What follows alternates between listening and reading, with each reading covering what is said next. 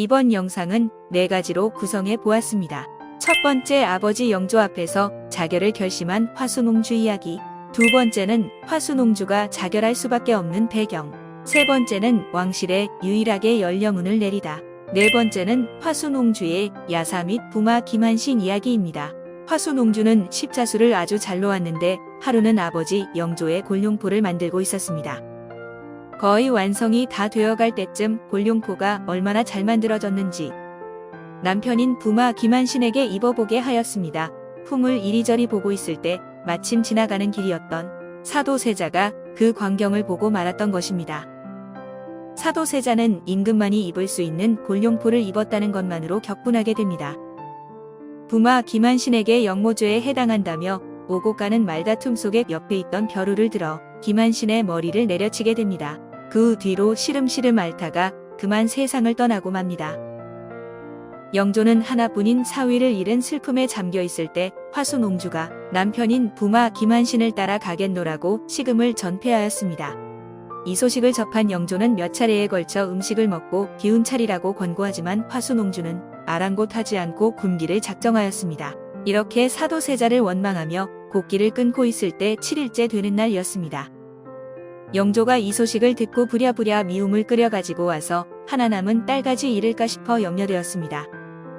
그래서 어서 먹고 기운 좀 차리거라, 이 애비의 명이다. 착한 화순옹주는 마음속으로 이미 목숨을 끊기로 결심이 섰지만 아버지의 간곡한 부탁에 미움한 숟가락을 넣자마자 바로 토해내고 맙니다. 영조는 임금의 뜻을 돌이킬 마음이 없다는 것을 알고는 슬픔과 탄식을 하면서 발길을 궁으로 돌리게 됩니다. 그 후 남편 부마 김한신이 떠난 지 14일 만에 세상을 떠나게 됩니다. 두 번째, 화순옹주가 자결할 수밖에 없는 배경을 살펴보면 화순옹주는 영조의 첫사랑이었던 정빈희 씨 사이에 둘째로 태어났습니다. 위에 언니 화어공주가 있었으나 화순옹주가 태어나기 2년 전 낳자마자 첫돌을 맞이하고 죽었고 오빠인 효장세자가 있었지만 일찍이 세자로 책봉되었다가 9살에 요절하고 맙니다. 어머니인 정빈희 씨마저 화순옹주 2살 때 세상과 이별하게 됩니다. 어머니의 정도 느껴보지도 못하고 형제 자매 간의 온누이 정도 느껴보지도 못한 화순옹주는 삶에 의미가 없었습니다. 아버지인 영조는 또다시 후궁을 들여 원자 생산을 두려했기 때문에 영조가 첫사랑 정빈희 씨에서 하나 남은 딸을 위해 사랑을 베풀고 있다라고 하지만 화순옹주는 늘 쓸쓸하고 고독하였습니다. 실록과 승정원 일기에서는 오빠 효장세자가 죽을 당시에 화순옹주도 홍진 및 하혈 증세를 보였다고 언급하였는데요. 나중에 알고 보니 순정이라는 궁녀가 있었는데 동궁전 라인으로 뽑히지 못한 것에 앙심을 품고 있었던 차에 남인과 소론의 일파들이 순정이라는 궁녀를 이용해 독약을 넣었던 것입니다. 몸도 약했던 화순옹주는 다행히도 살아남았지만 구중궁궐에 대한 마음의 상처는 크게 남았습니다. 화순옹주가 스스로 죽음을 선택한 이유로는 여러 가지가 있을 것입니다. 그녀의 외로웠던 인생사를 살펴보면 어머니와 언니, 오빠를 다 독살로 잃고 말았습니다. 아버지 영조는 왕을 이어갈 원자를 보아야 했기에 후궁을 드리고 또 다른 자식을 낳아야만 했습니다. 겉모습만 화려한 왕궁을 보며 홀로 고독한 느낌 속에서 성장하여 13세에 부마인 김한신을 만나 자식을 낳지는 못하나 마음만은 행복했습니다. 나를 알아주고 예뻐해주는 남편이 있다는 것에 너무 행복했으며 그동안 왕궁에서 고독하고 쓸쓸한 생각은 잊은 채 하루하루 행복을 잉태하며 살고 있었습니다. 딸로서 보답을 하고 싶은 마음에 부부의 인연을 맺어준 아버지 영조에게 손수지은 골룡포를 지어 올리고 싶은 마음이었습니다. 그때 하필 사도세자가 나타나자 그동안의 모든 행복은 물거품이 되어버리고 말았습니다. 세 번째, 왕실에 유일하게 연려문을 내리다입니다. 조선시대에는 여필종부, 삼종지도 같은 풍습이 여인들을 더욱 힘들게 하였습니다. 어려서는 아버지를 따르고 결혼을 해서는 남편을 따르고 죽어서는 아들을 따라야 한다는 풍습이 팽배해 있었기에 이것을 지키는 여인들은 조선사회에서 칭송의 대상이 되었습니다. 조선시대 후반으로 들어오면서 유교 문화가 정점에 다다르게 됩니다. 사대부 집안에서 일찍이 과부가 되면은 평생 정절을 지키며 생과부로 늙어 죽거나 아니면 집안에서 은근히 죽음을 부추기기도 합니다. 자기 딸이라면 그렇게는 못할 것이나 며느리는 무언의 강압에 못 이겨 자살을 하는 경우도 많았다고 합니다. 왜냐하면 이렇게 연려문이 나라에서 내려지게 되면은 각종 세금 혜택과 특혜가 주어졌기 때문에 멀쩡한 사람을 죽여놓고 정려비를 세우는 일도 많았다고 합니다. 화수농주가 장례를 치르자마자 예조판서 이익정이 연려문을 세울 것을 청하자 영조는 노발대발하였습니다. 왜냐하면 딸이 굶어 죽어 심사가 뒤틀려 있는 마당에 연려문이 뒤에 들어올 리가 없었던 것입니다. 실록에 보면은 영조는 늙은 아비를 두고 먼저 자식이 죽는 것은 천하의 불효라 하며 효에 모자람이 있다 하고 아비가 되어 자식에게 정려문을 내리는 것은 자손에게 법을 주는 도리가 아니며 또한 뒤에 많은 폐단이 될 수 있다고 전하며 이를 허락하지 않았다고 합니다. 만약 시골의 순박한 부인네가 죽은 남편을 따라갔다면 영조는 망설임 없이 정려문을 내렸을 것이다.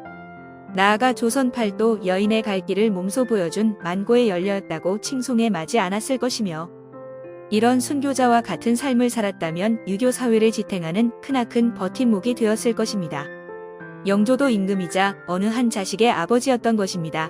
자기가 보는 앞에서 곡기를 끊고 남편 김한신을 따르겠다는 자식을 좋아할 아버지는 없었을 것입니다. 이것이 조선 팔도 연려를 배출한 친정아버지의 비애가 아니었을까 생각합니다. 한국 여성사를 들여다보면 아버지의 마음이 나타있는 대목이 있습니다. 수절에 대한 요구에 순응하는 게 얼마나 힘든지를 보여주는 일화가 있다. 한국 여성사에 소개된 어느 재상 가문의 이야기가 그것이다. 이 이야기 속의 여성은 남편을 잃은 뒤 새로운 남성을 만나지는 않았지만 수절과 재혼 금지가 얼마나 힘든지를 온몸으로 증명했다. 옛날 어떤 재상가에 과부딸이 살고 있었다로 시작하는 이 일화 속의 재상은 매일 밤마다 집안을 순시한 뒤 잠에 든다. 어느 날 밤 그는 홀로 사는 딸의 방에 등불이 켜 있고 도란도란 속삭이는 말소리가 들리는 것을 확인했다. 의아하게 여겨 방 안을 몰래 들여다본 그는 희한한 광경을 목격하게 됩니다. 딸이 베개에 남자 복장을 입혀 신랑처럼 꾸미고 마주 앉아 정답게 말을 주거니 받거니 하는 것이었다. 그리고는 이윽고 불을 끄고 함께 잠자리에 드는 것이었다. 이 재상은 딸의 행복을 위해 왕조의 금기를 몰래 위반하기로 결심하기로 합니다. 재상은 이 광경을 보고 더 이상 참을 수 없어 몰래 딸을 재혼시켜 먼 지방에 가서 살게 하며 종적을 끊게 하였다라고 한국 여성사는 말하고 있으며 이것이 조선시대 아버지의 마음이었던 것입니다. 훗날 영조의 손자인 정조는 고모 화수농주의 정절을 기리기 위해 그녀를 연려로 봉하고 연려문을 세우면서 화수농주는 조선 왕녀들 중 유일하게 죽음으로 남편을 따라간 연려가 됩니다. 네 번째 화수농주의 야사 및 부마 김한신 이야기입니다. 화수농주가 죽게 되자 삼정승으로 하여금 장례를 후하게 치르라 하여 충남 예산군 신안면 용국리 용산 앵무봉아래 3대 판서가 나온다는 명강터의 땅을 파니 물이 콸콸 솟는 것이었다. 영조는 이 소식을 듣고는 노발대발하였지만 그 당시 김한신 아버지 영의정 김은경 집안에서 고집을 피워 명강터 200자 앞에 크게 개울을 파 저수지를 만들자 명강터의 물길이 잦아드니 겨우 화수농주를 안장하였다 합니다. 그 저수지 이름이 왕자지였지만 지금은 바로 앞에 도로가 생겨나는 바람에 저수지는 사라졌다고 합니다. 또한 행장문 기록 중 화수농주가 어렸을 때 정성왕후가 보석과 놀이개를 펼쳐놓고 놀라고 했더니 일부러 졸음이 오는 척하며 눈을 감고 보지 않으려 해서 참 이상하구나 보통 여자아이와 다르도다 하며 찬탄을 했다고 하였으며 바로 위에 오빠 효장세자가 9살에 죽게 되자 어른처럼 통곡하고 있다 하여 또래 여아와 다르다고 생각하였답니다. 1732년 화수농주는 그 당시 이조판서 김은경의 아들 김한신과 백년가약을 맺고 나서 부마 김한신은 월성위로 봉해지고 그 후로 오이도 총부 도총권과 재용 감제조를 지냈고 키가 크고 인물이 잘생겼으며 총명하기까지 하였습니다. 그리하여 영조의 사랑을 많이 받았습니다. 특히 글씨를 잘 써서 왕이나 왕비의 시호를 내릴 때 생전의 업적과 덕행을 칭송한 그린 시책문을 많이 썼으며 도장을 전각하는 기술인 전각에도 뛰어났다고 합니다. 그리고 귀한 신부님에도 평소 비단 옷을 입지 않고 항상 겸손하게 몸을 낮추어 생활을 할 정도로 인격적으로 성숙한 인물이었다고 합니다. 실록에는 1758년 영조 34년 부마 김한신이 39세의 나이에 병으로 세상을 떠나게 되었다고 전합니다. 화수농주와 부마 사이에는 자식이 없었으므로 집안을 잇기 위해서 부마 김한신의 형인 김한정의 셋째 김희주가 옹주 집안의 양자로 들어가게 됩니다. 이후 김희주는 해평윤씨 윤득화의 딸과 결혼하여 사남이녀를 두었는데 그중 넷째 김노경의 아들이 바로 조선 후기의 대표적인 서일가인 추사 김정희로 화수농주에게는 증손자가 됩니다. 이상으로 이번 영상을 마치도록 하겠습니다. 다음 영상으로 찾아뵙겠습니다. 안녕히 계십시오.